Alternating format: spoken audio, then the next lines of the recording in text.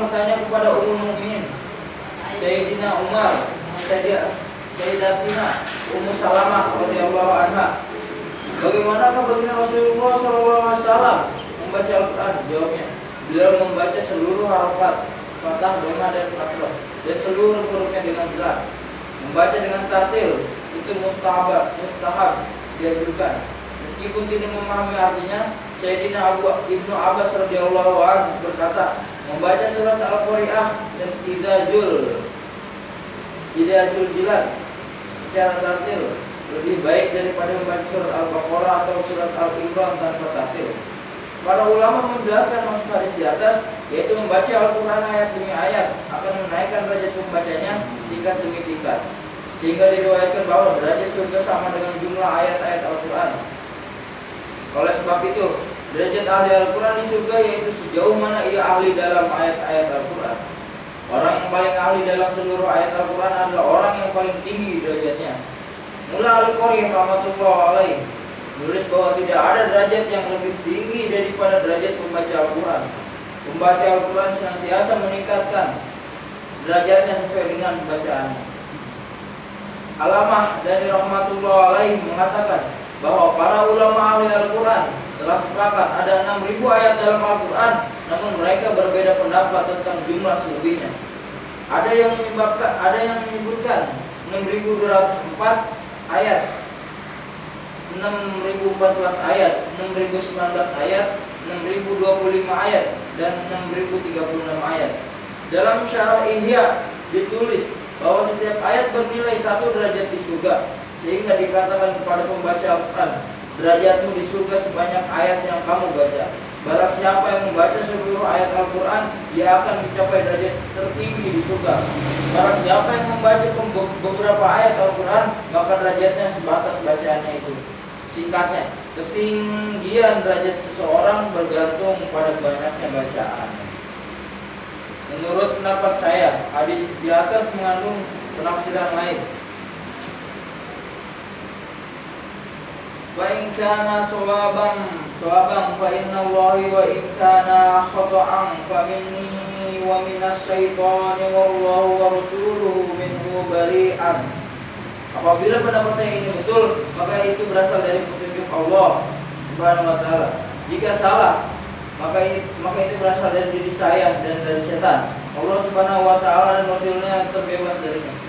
Kenaikan derajat dalam hadis di atas maksudnya bukan membaca satu ayat Al-Quran akan dinaikkan 1 derajat.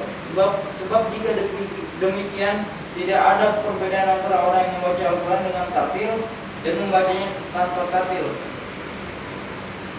Dengan demikian, orang yang membaca Al-Quran baik dengan tartil maupun tidak tartil, maka setiap membaca 1 ayat Al-Quran akan menaikkan derajatnya 1 tingkat.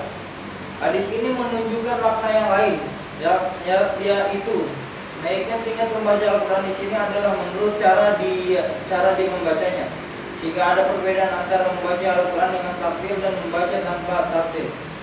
Oleh sebab itu, barang siapa membaca Al-Quran dengan tartil di dunia, maka sesuai dengan tartilnya, itulah ia bisa membacanya di akhirat, sampai ia memperoleh ketinggian derajat yang sesuai. Mula Al-Qari rahmatullah alaih meriwayatkan sebuah hadis, barang siapa sering membacanya di dunia, maka ia akan dapat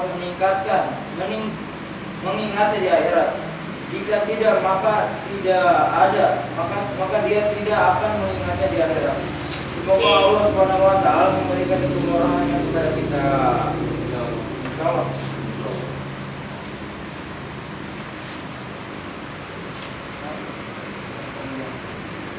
Berapa? Berat.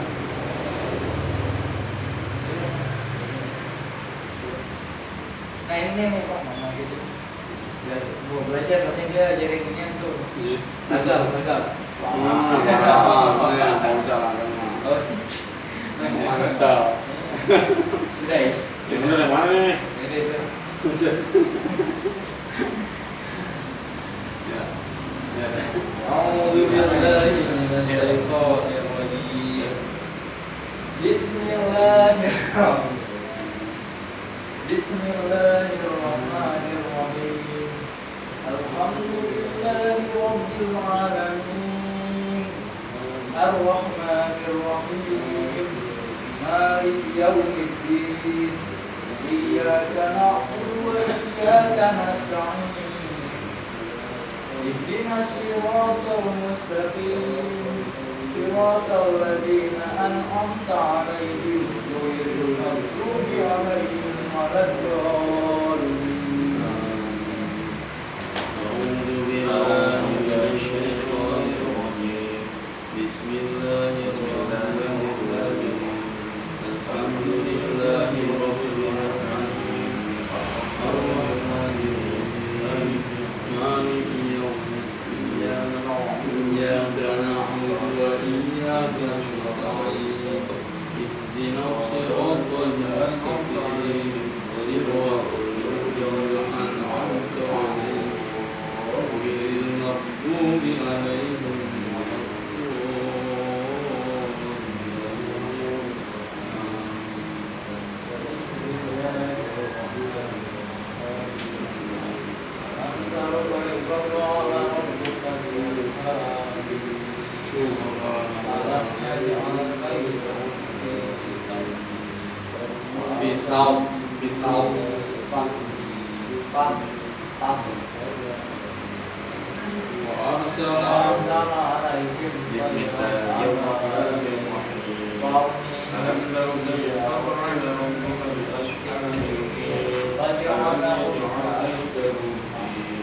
بسم الله الرحمن الرحيم.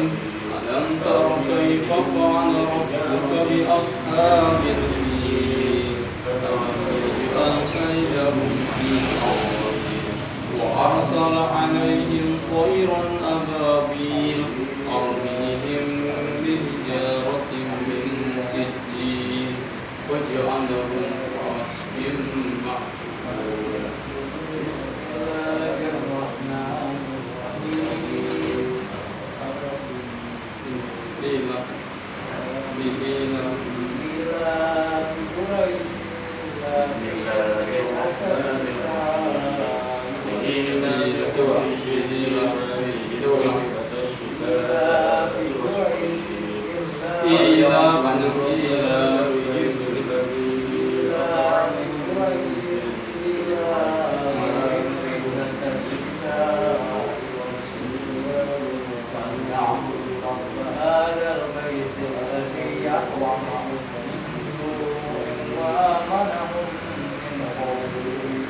Duduknya panjang.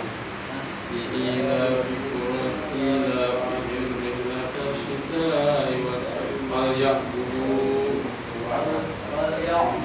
رب هذا البيت الذي أطعمهم من جوع وآمنهم. بسم الله الرحمن الرحيم. إيلاف قريش إيلافهم رحلة الشتاء والصيف فليعبدوا رب هذا البيت الذي أطعمهم من جوع وآمنهم من خوف.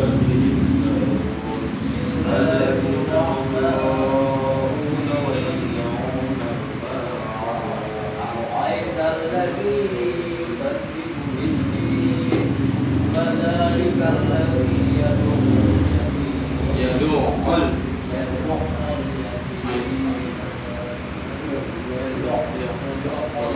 بسم الله ولا يحض على طعام المسكين فويل للمصلين الذين هم عن صلاتهم الذين هم يراءون ويمنعون. بسم الله الرحمن الرحيم. أرأيت الذي يكذب بالدين فذلك الذي يدعو اليتيم فلا يحض على طعام المسكين فويل للمصلين الذين هم عن صلاتهم ساهون الذين هم يراءون ويمنعون الماء. قل يا أيها الكافرون لا أعبد ما تعبدون ولا أنتم عابدون ما أعبد ولا أنا عابد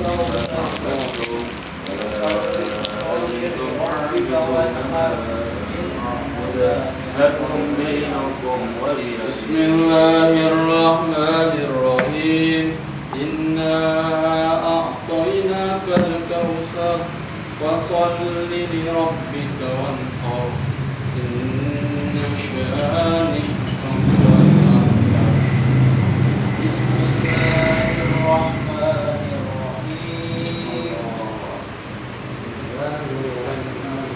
قل يا أيها الكافرون لا أعبد ما تعبدون ولا أنتم عابدون ما أعبد ولا أنا عابد ما عبدتم ولا أنتم بسم عابدون الله ما الرحمن أعبد الرحيم لكم بسم الله الرحمن الرحيم يا أيها الكافرون فسبح لا أعبد ما تعبدون ولا أنتم عابدون ما أعبد ولا أنا عابد ما عبدتم ولا أنتم عابدون ما أعبد لكم دينكم ولي دين. بسم الله الرحمن الرحيم إذا جاء إذا جاء بسم الله الرحمن الرحيم أرأيت الناس يدخلون في دين الله أفواجا فسبح بحمد ربك واستغفره إنه كان توابا بسم الله الرحمن الرحيم إذا جاء نصر الله والفتح ورأيت الناس يدخلون في دين الله أفواجا فسبح بحمد ربك واستغفره إنه كان توابا بسم الله الرحمن الرحيم تبت يدا ولم يكن له كفوا أغنى عنه ماله وما كسب سيصلى نارا ذات لهب وامرأته حمالة الحطب ويدها حبل بسم الله الرحمن الرحيم تبت يدا أبي لهب وتب ما أغنى عنه ماله وما كسب سيصلى نارا ذات لهب وامرأته حمالة الحطب في جيدها حبل من مسد بسم الله الرحمن الرحيم هو الله أحد الله الصمد لم يلد ولم يولد ولم يكن له كفوا بسم الله الرحمن الرحيم هو الله أحد الله الصمد لم يلد ولم يولد ولم يكن له كفوا أحد بسم الله الرحمن الرحيم أعوذ برب الفلق من شر ما خلق بسم الله الرحمن الرحيم وأعوذ برب الناس مالك الناس بسم الله الرحمن الرحيم قل أعوذ برب الفلق من شر ما خلق ومن شر غاسق إذا وقب ومن شر النفاثات في العقد ومن شر حاسد إذا حسد بسم الله الرحمن الرحيم قل أعوذ برب الناس ملك الناس إله الناس من شر الوسواس الذي يوسوس في صدور الناس من الفتنة بسم الله الرحمن الرحيم أعوذ برب الناس مالك الناس الناس من شر الوسواس الخناس الذي يوسوس في صدور الناس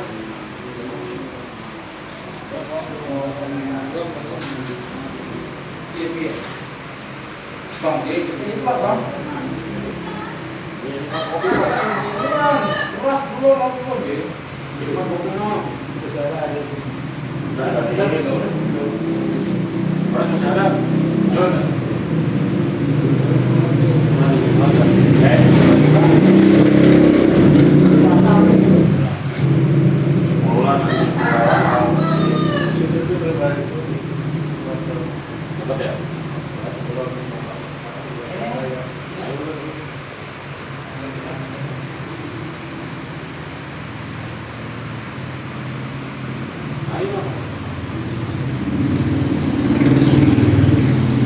Ini apaan?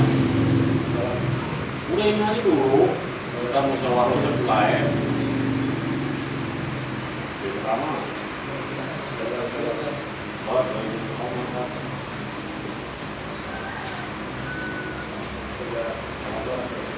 Ini kali lama.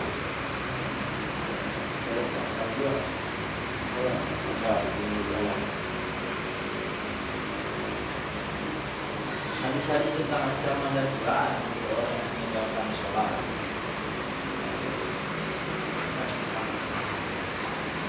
Dalam kitab-kitab hadis banyak disebutkan mengenai siksa pedih bagi siapa saja yang meninggalkan sholat. Saya akan menyebutkan beberapa hadis sebagai contoh untuk orang-orang yang berakal. Sebetulnya satu hadis dari baginda Rasulullah SAW yang pasti kebenarannya sudah mencukupi. Namun karena kasih sayang baginda Rasulullah SAW, beliau mengulang-ulang arahannya dalam hal ini agar umatnya tidak mengabaikan. Tapi keadaan kita patut disayangkan, meskipun baginda Rasulullah SAW sangat memperhatikan masalah sholat, kita tidak memperhatikannya tanpa perasaan malu. Padahal kita mengaku sebagai umatnya dan pengikutnya senantiasa setianya serta merasa sebagai pembela Islam pula. Pembeda antara orang beriman dan orang kafir adalah sholat. Terangkan dalam hadis dari Sayyidina Jabir bin Abdullah radhiyallahu anhu, ia berkata, baginda Rasulullah SAW bersabda, dengan meninggalkan sholat tidak ada lagi pemisah antara seorang dengan kekufuran. Hadis riwayat Ahmad, Muslim. Dalam riwayat lain disebutkan, dengan meninggalkan sholat tidak ada lagi pemisah antara seorang dengan syirik dan kufur. Hadis riwayat Abu Daud. Dalam riwayat lain pula disebutkan, dengan meninggalkan sholat tidak ada lagi pemisah antara iman dan kufur. Hadis riwayat Tirmidzi. Kaidah. Masih banyak hadis lain mengenai hal itu. Baginda Nabi SAW bersabda, bersegeralah sholat menjadi hari itu. Barang siapa meninggalkan sholat, dia menjadi kafir. Maksudnya, jangan sampai karena cuaca mendung membuat kita tidak mengetahui waktu sholat yang tepat sehingga sholat terlewatkan. Meskipun dapat mengkodonya, hal itu termasuk meninggalkan sholat. 7 nasihat baginda Rasulullah SAW. Hadis kedua dari Sayyidina Ubadah bin Samit radhiyallahu anhu, ia berkata, kekasihku baginda Rasulullah SAW berwasiat kepadaku dengan 7 hal. 4 diantaranya adalah: 1. Janganlah menyekutukan Allah Subhanahu wa Ta'ala dengan apapun, walaupun kamu dipotong-potong, dibakar atau disalib. 2. Janganlah meninggalkan sholat dengan sengaja, karena barang siapa sengaja meninggalkan sholat yang ia telah keluar dari agama. Jadi agama menurut ulama kita al-jamaah maksudnya ialah keluar dari amalan agama, bukan bermakna dia sudah bukan seorang muslim.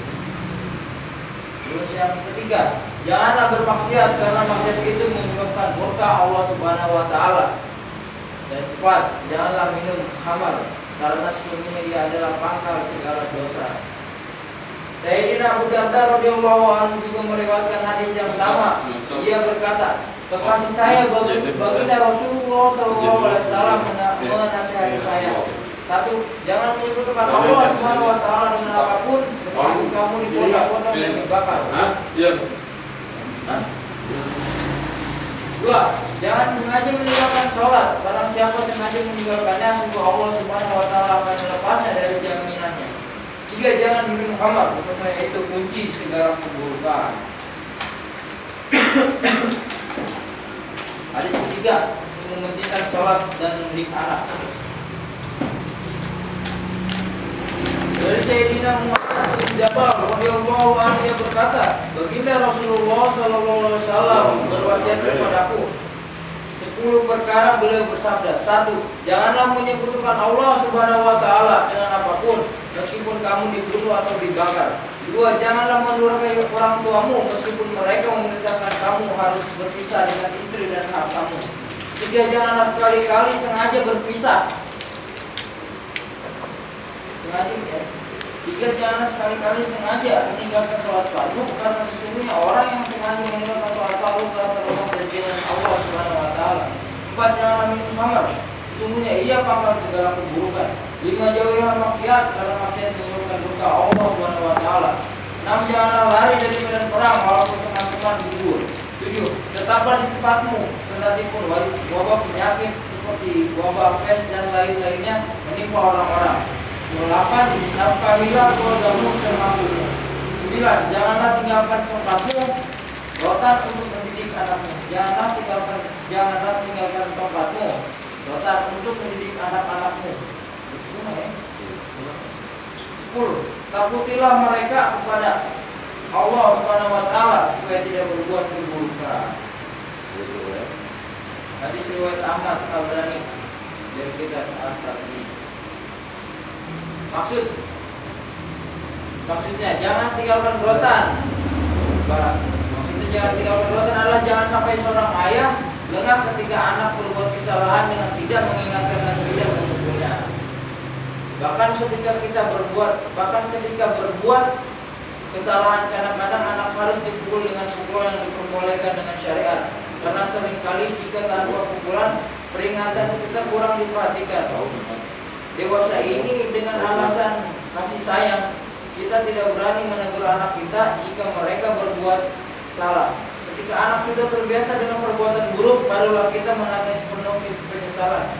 Sebetulnya yang demikian itu bukan kasih sayang terhadap anak, justru merupakan kekejaman jika kita tidak melarang anak dari berbuat buruk, dan merupakan kesalahan jika memukul anak untuk mendidik dianggap bertentangan dengan makna kasih sayang. Orang bijak manakah yang dapat menerima bahwa bisul kecil yang bertambah banyak pada anak kecil tidak perlu diobati dengan alasan kasihan melihat anak itu menangis karena merasa perih jika dibubui serbuk obat. Meskipun ratusan ribu anak akan menangis, memalingkan luka dan lari, kita harus tetap membukukan serbuk obat. Banyak sekali hadis baginda Rasulullah SAW yang menyatakan bahwa anak usia 7 tahun hendaknya disuruh mendirikan sholat. Jika mereka mencapai usia 10 tahun, hendaklah dipukul ketika mereka meninggalkan sholat. Sayyidina Abdullah bin Mas'ud radhiyallahu anhu berkata, perhatikanlah sholat anak-anak kalian dan biasakanlah mereka dengan amal soleh. Luqman Hakim berkata, pukulan seorang ayah kepada anaknya laksana air yang menyirami tebu. Dari kitab Nurul Mansur. Baginda Nabi SAW bersabda, peringatan seseorang kepada anak-anaknya ketika bersalah itu lebih baik daripada bersedekah satu sok. Satu sok kurang lebih dari 25 kg. Baginda Nabi SAW bersabda, semoga Allah Subhanahu wa taala merahmati orang yang menggantungkan cemeti untuk memperingatkan pendidik keluarganya. Dari kitab Jami'ah Saghir, beliau pun bersabda, tidak ada pemberian yang lebih baik dari seorang ayah kepada anaknya daripada pengajaran akhlak yang baik. Dari kitab Jami'ah Saghir.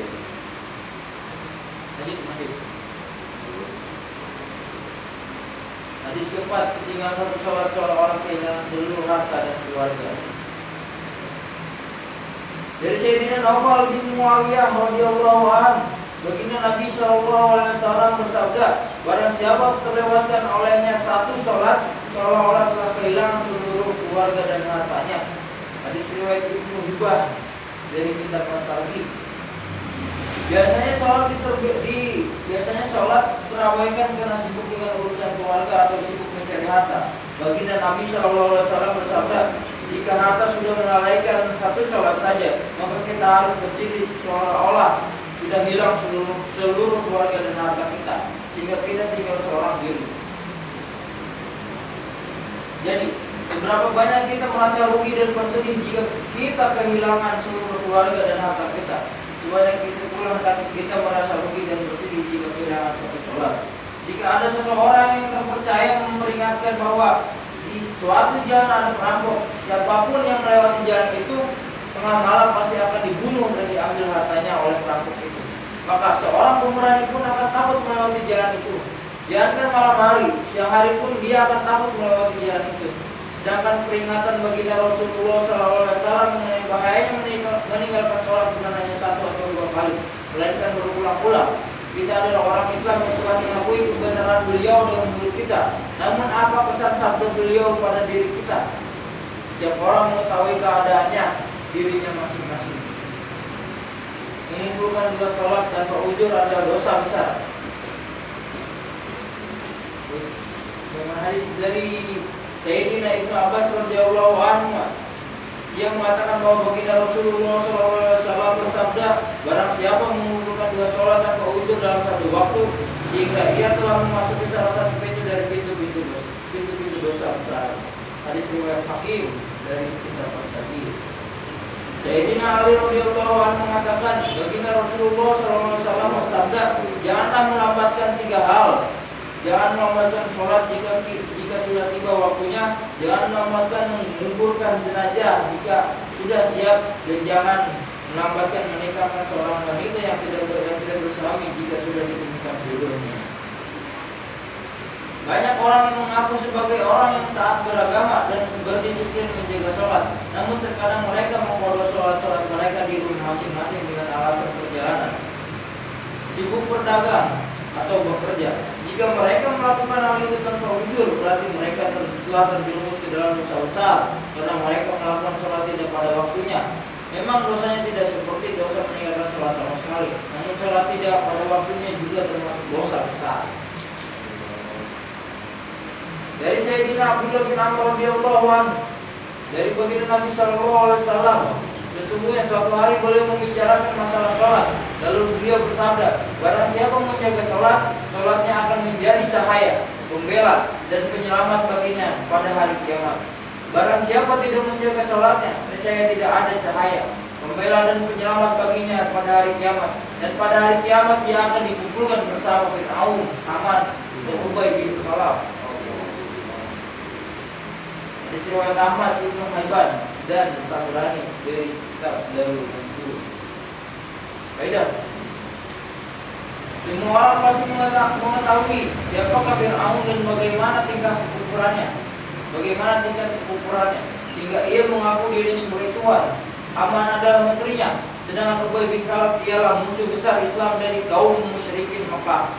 Sebelum baginda Nabi SAW hijrah, Ubay bin Khalaf pernah berkata kepada beliau, aku telah memelihara seekor kuda dan memberinya makan yang banyak, dan dengan menunggang kuda itu aku akan membunuhmu, hai Muhammad.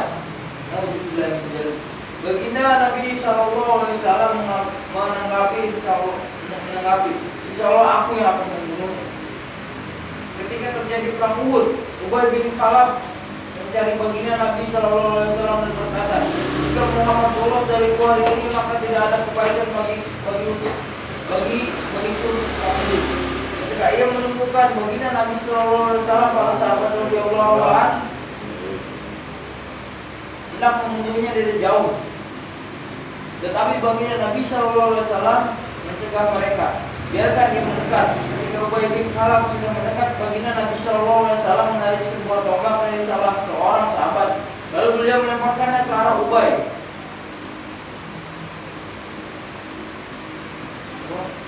Baginda Nabi SAW menarik sebilah tombak dari seorang sahabat, lalu beliau melemparkannya ke arah Ubay dan berhasil menggoreskan lehernya. Meskipun hanya terkena sedikit, Ubay terjungkal dari kudanya. Selanjutnya sambil jatuh bangun, ia berlari kepada pasukannya seraya berteriak, demi Tuhan, Muhammad telah membunuhku. Meskipun teman-temannya menenangkan dia dengan berkata, jangan khawatir, itu hanya goresan. Tetapi dia meyakini ucapan baginda Nabi SAW ketika di Mekah, insya Allah aku akan membunuhmu. Demi Tuhan, seandainya Muhammad hanya mulaiku saja, aku pasti akan mati. Ubay bin Khalaf terus bergerak seperti seekor sapi jantan. Abu Sufyan yang saat itu menjadi panglima perang mereka mencemooh Ubay dan berkata, cuma urusan kecil saja, mengapa kamu berteriak seperti itu? Ubay menyahut, Tuhan, tahukah kamu siapakah yang telah melukaiku? Dia adalah Muhammad. Aku bersumpah demi Lata dan Uzza, seandainya penderitaanku ini dibagikan ke seluruh orang Hijaz, niscaya mereka akan binasa. Di Mekah, Muhammad telah berkata, aku akan membunuhmu. Saat itu pun aku yakin bahwa aku akan mati bersamanya. Aku tidak dapat lari darinya.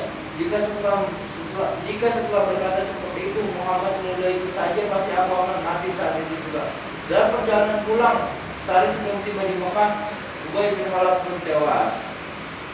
Dari kitab Komis. Perhatikanlah, seharusnya kita merasa cemburu dan menjadikan hal itu sebagai pelajaran bagi kita. Sekalipun Ubay bin Khalaf seorang kafir tulen, musuh baginda Nabi SAW, dia sangat meyakini dan tanpa ragu sedikit pun terhadap ucapan beliau tentang kematian dirinya. Sementara kita yang mempercayai kenabian beliau, meyakini setiap ucapan yang mempercayai kepastian petunjuk-petunjuknya, mengaku sangat mencintainya dan membanggakan diri sebagai umatnya. Berapa banyak sabda-sabda baginda Nabi SAW yang kita amalkan? Sejauh manakah kita takut terhadap ancaman ajab yang disampaikan oleh baginda Nabi SAW kepada kita? Setiap orang Muslim seharusnya bertemui untuk mengoreksi diri masing-masing sebelum dia membicarakan urusan orang lain. Dalam kitab Az-Zawajir, Syekh Ibnu Hajar Al-Maki rahmatullah alaih menulis kisah Qarun bersama Fir'aun dan yang lainnya. Dia menulis bahwa orang yang malas melaksanakan sholat dibangkitkan bersama mereka. Karena kebanyakan orang yang malas melaksanakan sholat dalam diri mereka terdapat sifat-sifat yang ada pada Qarun, Fir'aun dan yang lainnya. Jika seseorang yang melalaikan sholat karena sibuk mencari harta, akan dibangkitkan bersama Qarun. Jika seseorang melalaikan sholat karena kekuasaan dan pemerintahan, ia akan dibangkitkan bersama Fir'aun. Jika seseorang melalaikan sholat karena jabatan dan hubungan pergaulan, ia akan dibangkitkan bersama Haman. Jika seseorang melalaikan sholat karena perdagangan, ia akan dibangkitkan bersama Ubay bin Khalaf. Setelah ia dibangkitkan bersama orang-orang tersebut, ajar bagi mereka pun sama, sebagaimana yang telah diterangkan dalam beberapa hadis. Meskipun kedudukan hadis tersebut masih diperbincangkan, tidak ada keraguan lagi bahwa azab jahanam adalah azab yang paling pedih, karena di dalam hatinya masih terdapat iman. Maka suatu saat ia pasti dibebaskan dari neraka jahanam. Sedangkan Fir'aun, Qarun, Haman dan Ubay bin Khalaf akan selamanya berada di neraka. Tapi kapan waktu keluar dari neraka jahanam bukan main-main. Tidak diketahui berapa detik tahun.